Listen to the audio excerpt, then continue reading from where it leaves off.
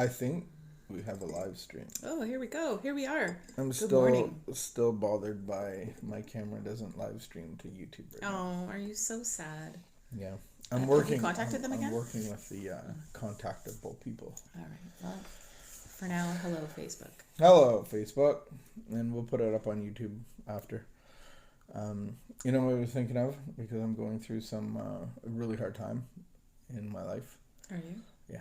Thanks for sharing that. Have you ever done something like do-it-yourself project that you probably shouldn't have done?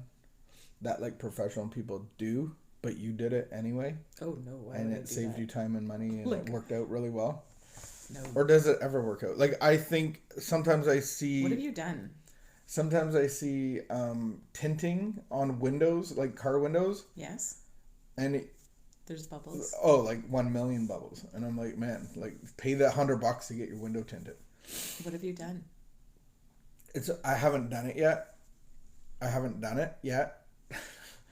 But you know that I had an accident with my Samsung S10 phone. You're not going to try and replace the screen yourself, are you? It's like $500 to get it replaced. And then I'm looking online on Amazon, and a screen replacement is literally $40, and they give you the tools and a video to do it. My friend Yvonne has a saying. How hard could it be? That's what I said. And she can do all sorts of things. It's just a screen. Really worked out so for her. $500, the price is what it is. How hard and I'm not could it going to be? argue with anybody about their price if that's the price. But we all know how much glass is worth. Like, we know how much glass costs, and we know how much an hourly wage costs. So I just don't understand $500. I thought you were going to fix the front step. I thought you were talking about fixing the front step. I did fix the front step. And I was concerned about what you had done. Oh, you did fix it? I just glued the... Oh, they're glued down? Yeah, like Okay. if you want to say that's fixing. I think that's just When did you taking do that? care of business. I would say a do-it-yourself project would be replacing the cracked screen on your phone. I don't mind a cracked screen. No, I do mind a cracked screen. I feel I like... can't use the phone because of the cracked screen. Right. But is this a case where it's like, I want to do recovery on my own, and it's like, this is a do-it-yourself project, and I'm just going to make a mess of it? Because we don't do recovery on our own. We do addiction on our own. Like, we isolate and end up alone. But recovery is like opposite of that. So is this one of those cases where I'm just turmoil? I don't know. Maybe fixing phone screens would be your new business. Maybe you're really good at it. No, and that's what I... Stop. Maybe you'll have a little side business. A little side hustle in the booch pit. Brew kombucha and fix phone screens. I saw that you're doing that on purpose. She's doing that on purpose because everything I do... Anyway, I turn it into some sort of John always wants to start a business. So I watched this movie. This has been going on for a very long time, that John always wanted to start a business. He ran all sorts of unofficial businesses at one point in time. I grew up in Asia, and entrepreneurial. Whenever Kite Runner, you know Kite Runner? The movie Kite Runner. We whenever that came out, I watched Kite Runner, and I didn't know it was a thing, but I relived my whole childhood. Because in Indonesia we fly kites with glass string, and we have kite fights, and then you go chase down kites. Well, I thought it would be a good idea to chase down kites and then sell them. You sold the little Indonesian kids. You sold their kites back to them. I got in trouble for it. Yeah, no kidding. I felt like I was one of the money changers in the temple. You were. And my parents were Jesus, and they flipped over my tables, and I got in trouble. I bet you did. The missionary kids selling the kites back to the Indonesian. I feel like your Facebook post about your cell phone screen got a lot of comments. Everybody knows the cell phone guy. Nothing that I do on Facebook gets any comments, and I've realized no one follows me. No one sees my newsfeed. No one follows me. What I realized... And then I had to ask myself, why do I care? Oh, I cut a finger. Oh. Why do I care? People see a lot more than they say. It's okay. And I think it's like kids. Kids are always watching and picking up on cues. As a parent, kids are seeing a lot more than you think they are. Yesterday, I was... FYI, free parenting tip. Yesterday, I was sure that no one watches this.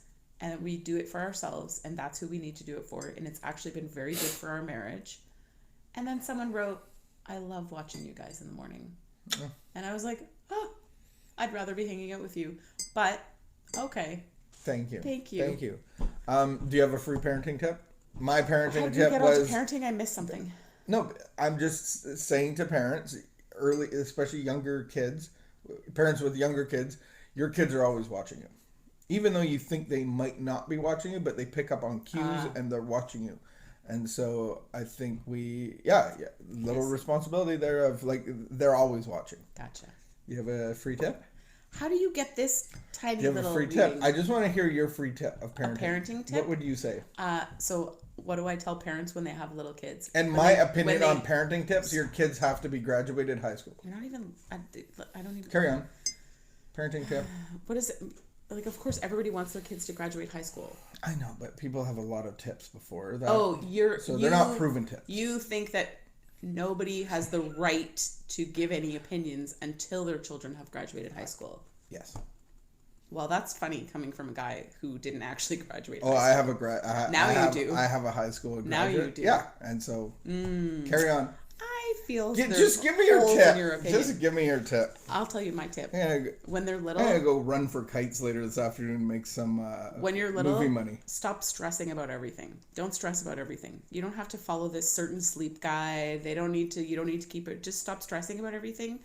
The baseline Vicky's parenting goal, tip is anarchy is okay. No. Listen to me. The baseline goal when they're little is just keep them alive.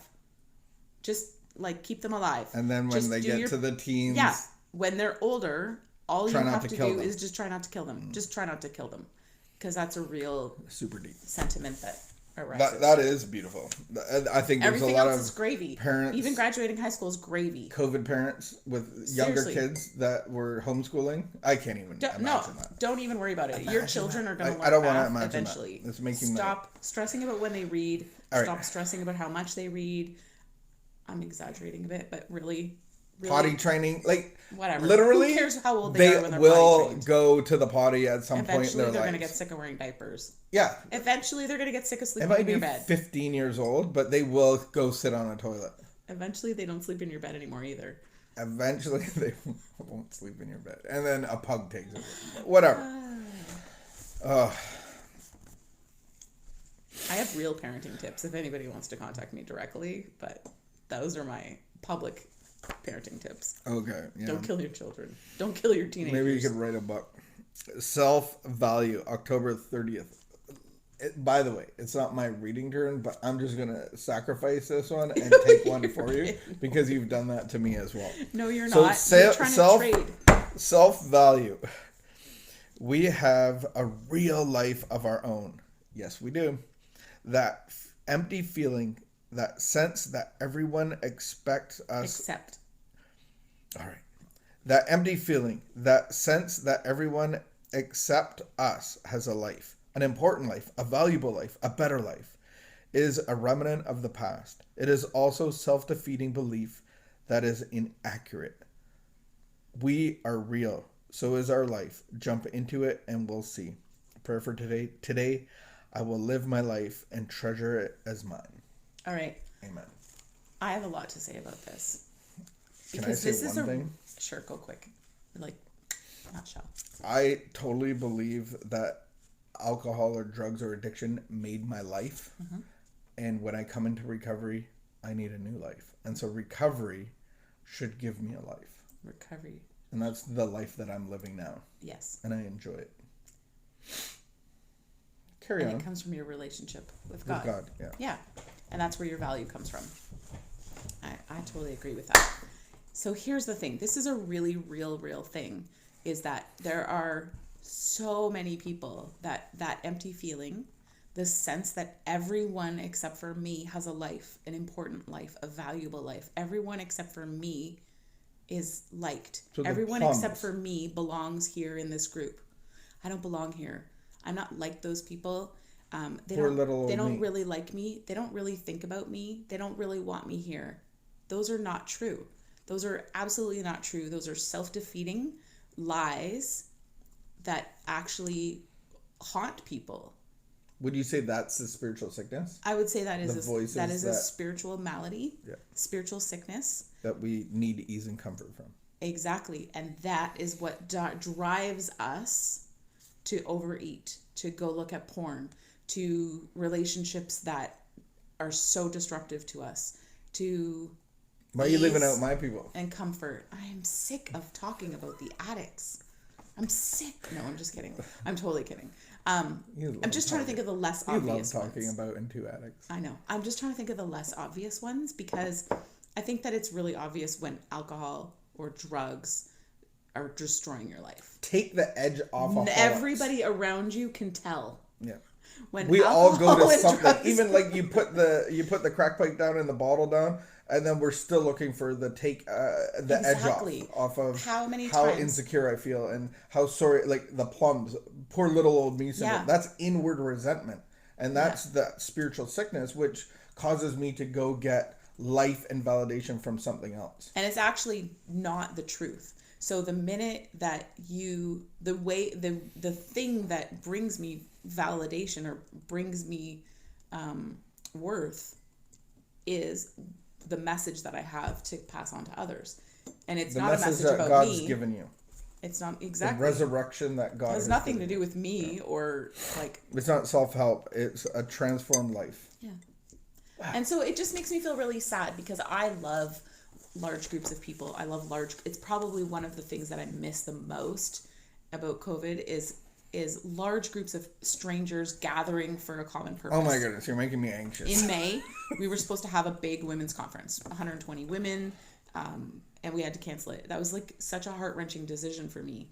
And so, but I also recognize, and when I'm at those big events, you know, you can just sense in the room, you can see loneliness on people. You can see people who actually carry themselves, like when you look at their face, you can see and their body language that they feel so uncomfortable and that they just feel like they don't belong and they'll look down or they look away. But that's how we should all feel with a big group of people.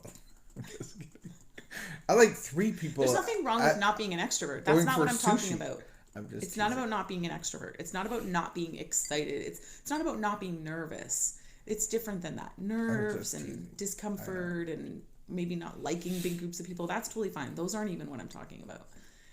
You know, and it's difficult to pinpoint where it comes from, but the spiritual malady, I think, is just such a real thing because the lies that we hear in our head of I don't belong, I'm not enough, you know, those are really strong lies, and we have to battle against them. We have to actually like really be intentional to fight against those lies and find our place. And my place isn't every place, right? It's not like I need to belong everywhere.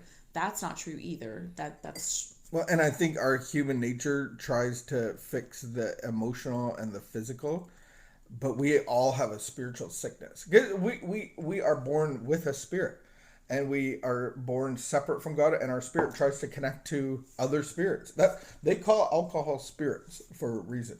And so our spirit is always trying to connect, and if it's not connected to the right source, the right power source, then we still have that. We're always going to feel insecure, and we're going to feel sorry for ourselves, and we're going to be comparing and looking at other people's lives of going like, well, I live in this neighborhood. Why doesn't my life look like that? And it's our perception.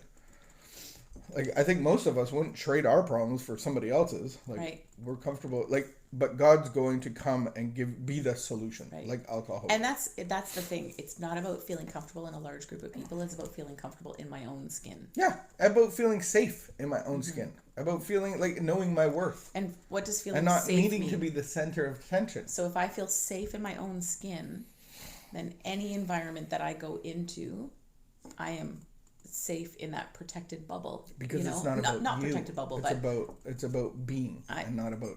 I carry that safety with me where I go when I'm at peace with myself, and I'm not at war with those lies in my head. It's not about being seen. It's about being secure. Woo! All right. It's Friday. Are you going for a walk? It's Friday. We're gonna go do Oh, there's a no walk? kombucha today. Oh, we're gonna go for a walk, and you got a conference today. And Online. Good got. times. I'm zooming half the day. Are you zooming too? I got Zoomsies. Zoomsies. I'm gonna zoom too. Zoomsies.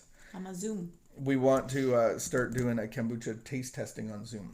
So maybe that's a good idea. Maybe it's not for your business, for your conference.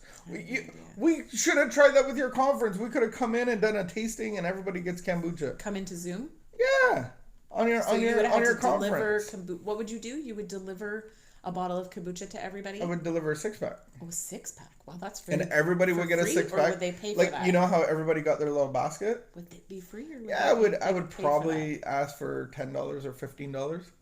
From and then, the organizer? Yeah. Or the company? And then how you got your little bag, everybody would get a little bag with the kombucha. And then after your little intro of your conference, we would do a taste testing for 20 minutes, talk about social enterprise and addiction and mental health issues. Would that and make say you goodbye. a sponsor? Yeah, we would be a sponsor. You would be a sponsor of events. Yeah. That'd be anyway. Interesting concept. That's coming up. Too bad event season is. I know we have to take it on Zoom. You better all right. crack a we lap. better get going. All right, we got stuff to do. Okay, bye.